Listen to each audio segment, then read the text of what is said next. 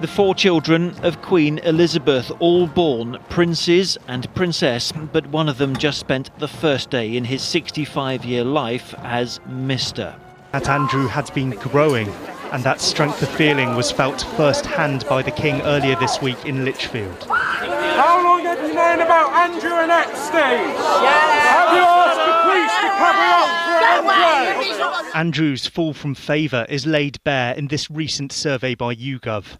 Their polling shows 91% of British people have a negative. Welcome back, everyone. We're diving straight into a royal constitutional quandary that's causing more than a few headaches behind the gilded walls of Buckingham Palace.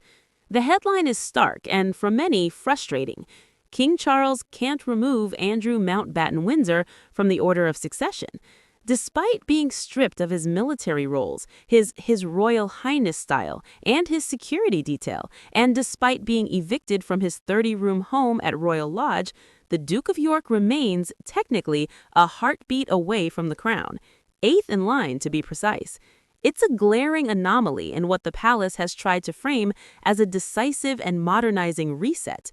The king, we're told, has used every lever of soft power and family pressure at his disposal, but one lever is welded shut, the law of succession, and that is exposing a raw, almost archaic nerve at the center of the modern monarchy. So let's break down this line. After King Charles, we have Prince William, Prince George, Princess Charlotte, Prince Louis, then Prince Harry, Prince Archie, and Princess Lilibet. And then, in slot number 8, Andrew Mountbatten-Windsor. He is effectively the ghost in the constitutional machine. Every public move since the Queen's death has been to marginalize him, to make him disappear from the royal fold. The coronation was a masterclass in this. Present on the balcony? No. Prominent in the procession? No. But his name is still there, etched into the constitutional bedrock. It's the ultimate what-if scenario that, while statistically near impossible, is a constant source of diplomatic and reputational irritation. As one palace aide privately grumbled to the Times last year, it's like having a disgraced former director still on the company's board register. He has no power, no office, but his name on the documents is an eternal embarrassment. And why can't King Charles just ask Parliament to fix it? Well, he could ask, but according to multiple sources in Westminster, the answer would be a firm, if polite, no. This is where Prince William's alleged frustration, hinted at in our earlier reports, really hits a wall. Much to the chagrin of the Prince of Wales, as our expert Hilary Fordwich noted, Parliament has already signaled it has no appetite to legislate Andrew out of succession. Why? Because opening up the 1701 Act of Settlement and the 2013 Succession to the Crown Act for one man is seen as a Pandora's box. It's not a simple edit. It would be a major constitutional event, requiring debate, scrutiny, and setting a precedent. Do you remove someone for being unpopular, for being accused of grave misconduct? Where is the line drawn?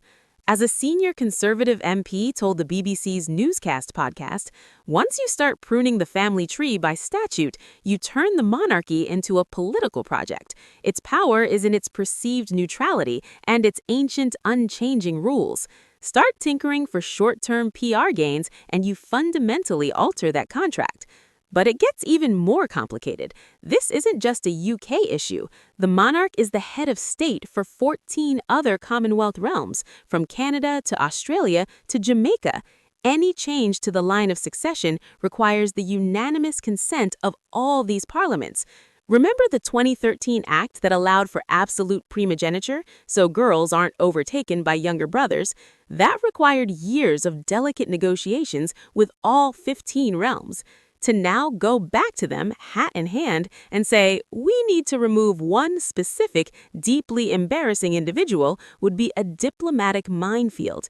As constitutional historian Dr. Ariane Chernock of Boston University explains to us, you're asking nations, some of which are already having vigorous debates about their own Republican futures, to expend political capital on a British family scandal. For what? To solve a problem that is, in practical terms, almost non-existent. The optics are terrible, and the likelihood of swift, unanimous agreement is zero. It would only amplify the very scandal they wish to diminish. This brings us to the core philosophical blockade, precedent. If you remove Andrew by Act of Parliament, what do you do about Prince Harry? He remains fifth in line, despite having left working royal life and made serious allegations against the institution. There is no current mechanism to remove someone for simply stepping back, but the public and media pressure would be immense. You've set the precedent, a former senior cabinet minister tells me. The argument would be, you did it for one brother, why not the other? You then enter the realm of popularity contests and political whim, which is the antithesis of hereditary monarchy. The institution's stability is predicated on bloodline, not public approval ratings. Introducing a moral or behavioral clause for removal is a slippery slope the establishment is terrified to approach. It turns the succession from a fact of birth into a performance review. So, with his hands constitutionally tied, what can King Charles do? He has deployed what insiders call the soft power squeeze with ruthless efficiency. First, the removal of the HRE style and military patronages. Then, the protracted battle over Royal Lodge, forcing Andrew to downsize to the far more modest Frogmore Cottage, a profound symbolic demotion. The withholding of public funds for security is another major pressure point. The goal is clear. Make Andrew's life as a private citizen so financially and socially constrained that he fades into total obscurity. The hope within the palace is that this relentless marginalization will become the de facto reality, making his theoretical position in the succession seem like a bizarre, forgotten footnote. But as long as he lives, the footnote remains in the official document.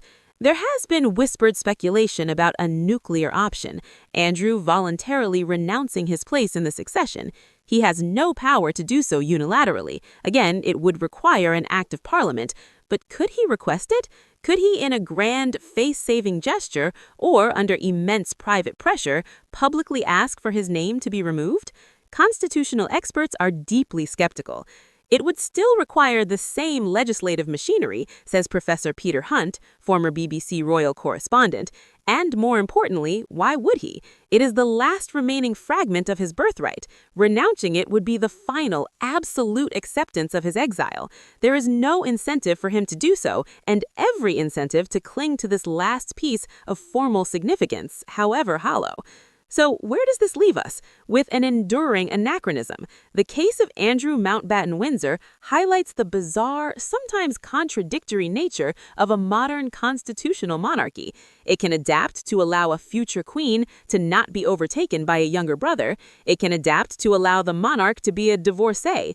But it seemingly cannot adapt to surgically remove a member who has become toxic to the brand.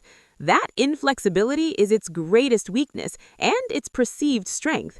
It suggests that not even the king is above the ancient rules.